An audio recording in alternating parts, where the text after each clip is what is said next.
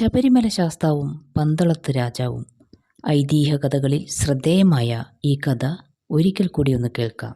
പണ്ടൊരു കാലത്ത് പാണ്ഡ്യരാജ കുടുംബക്കാർ രണ്ടായി പിരിഞ്ഞ് ഒരു കൂട്ടക്കാർ വള്ളിയൂരും മറ്റൊരു കൂട്ടക്കാർ മധുരയിലും താമസിച്ചിരുന്നു. മധുരയിൽ താമസിച്ചിരുന്ന ശാഖയിലെ വലിയ രാജാവ് ഒരു ദിവസം നായാട്ടിനായി വനപ്രദേശത്ത് ചെന്നപ്പോൾ അവിടെ ഒരു യുവാവ് വേട്ടയാടി വിനോദിച്ച് നടക്കുന്നതായി കണ്ടു. വില്ലും അമ്പും ധരിച്ച് നടന്നിരുന്ന ആ യുവാവ് കാഴ്ചയിൽ അതിമനോഹരൻ, ശരപ്രയോഗത്തിൽ അത്യന്തം സമർത്ഥൻ. ആയുധങ്ങൾ പ്രയോഗിച്ച് ദുഷ്ടമൃഗങ്ങളെ നിഗ്രഹിക്കുന്നതിന് അദ്ദേഹത്തിനുണ്ടായ കഴിവിൽ വിസ്മയം പൂണ്ട രാജാവ് ആ യുവാവിനെ തൻ്റെ സമീപത്തേക്ക് വിളിച്ച് ദേശം, നാമം എന്നിവയെല്ലാം ചോദിച്ചറിഞ്ഞു. അതിനുത്തരമായി ആ യുവാവ്, എനിക്കൊരു ദേശവുമില്ല, ലോകമെല്ലാം എൻ്റെ ദേശം തന്നെ.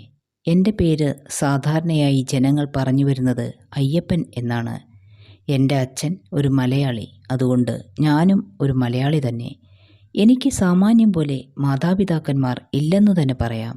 സാക്ഷാൽ മഹാമായ അമ്മയും ലോകൈകനാഥനായിരിക്കുന്ന ഈശ്വരൻ അച്ഛനും എന്ന് വിചാരിച്ച് ഞാനിങ്ങനെ ജീവിക്കുന്നു എന്ന് മാത്രമേയുള്ളൂ. ഇത് കേട്ട് രാജാവ് നാടും വീടും ഒന്നുമില്ലാത്ത ഒരു വ്യക്തിയാണെങ്കിലും ആയുധാഭ്യാസത്തിൽ അതിസമർത്ഥനാണ്, അതുകൊണ്ട് ഇവനെ കൊണ്ടുപോയി നമ്മുടെ സൈന്യത്തിൽ ചേർക്കണം എന്ന മോഹത്തോടെ, എന്നാൽ എൻ്റെ കൂടെ വരാമോ എന്ന് ആ യുവാവിനോട് ചോദിക്കുന്നു. യാതൊരു വിരോധവുമില്ല എന്ന് പറഞ്ഞ യുവാവ് രാജാവിൻ്റെ കൂടെ പോകുകയും രാജാവ് യുവാവിനെ തൻ്റെ സൈനികനാക്കുകയും ചെയ്യുന്നു. അക്കാലത്ത് ശത്രുക്കളുടെ ആക്രമണവും യുദ്ധവും സകല രാജ്യങ്ങളിലും കൂടെ കൂടെ ഉണ്ടായിക്കൊണ്ടിരിക്കുന്നത് സർവ്വസാധാരണമായിരുന്നതിനാൽ ആ ഉപദ്രവം പാണ്ഡ്യരാജാവിനെയും ബാധിച്ചിരുന്നു. പുതിയ സൈനികനാകട്ടെ ഇത്തരം യുദ്ധങ്ങളിൽ മറ്റൊരാളുടെ സഹായം തന്നെ ഇല്ലാതെ ജയിച്ചു വരാൻ കഴിഞ്ഞിരുന്നു.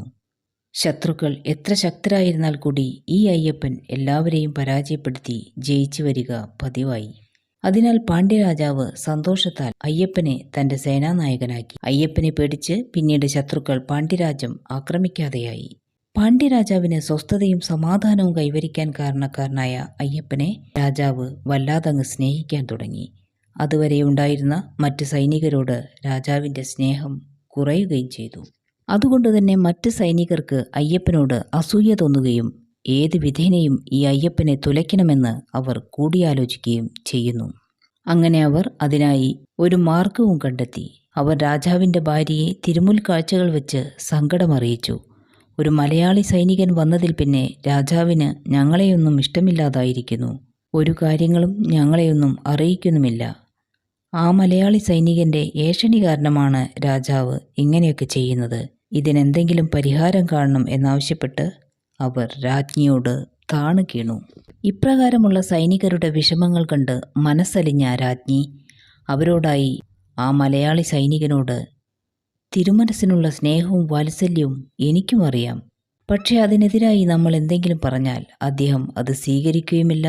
മാത്രമല്ല നമ്മളോട് പിന്നീട് വിരോധവും തോന്നും. അതിനാൽ ആ സൈനികനെ ഇവിടെ നിന്ന് തുരത്താൻ നിങ്ങൾ തന്നെ ഒരു മാർഗം കണ്ടെത്തണം എന്ന് രാജ്ഞി പറയുന്നു. അങ്ങനെ ആ സൈനികർ ഒരു കൗശലം പ്രയോഗിക്കാൻ രാജ്ഞിയോട് പറയുന്നു. ഇവിടുന്ന് തിരുവയറ്റിൽ ഒരു വേദനയുണ്ടെന്ന് കാണിച്ച് ആലസ്യം നടിച്ച് അഭിനയിച്ച് നിലവിളിക്കണം. വൈദ്യന്മാർ വന്ന് ചികിത്സ നടത്തിയാലും അധികമാണെന്ന് പറഞ്ഞ് നന്നായി അഭിനയിക്കണം. ബാക്കി കാര്യങ്ങൾ അടിയങ്ങൾ നോക്കിക്കൊള്ളാം. അങ്ങനെ രാജ്ഞി അതനുസരിക്കുന്നു.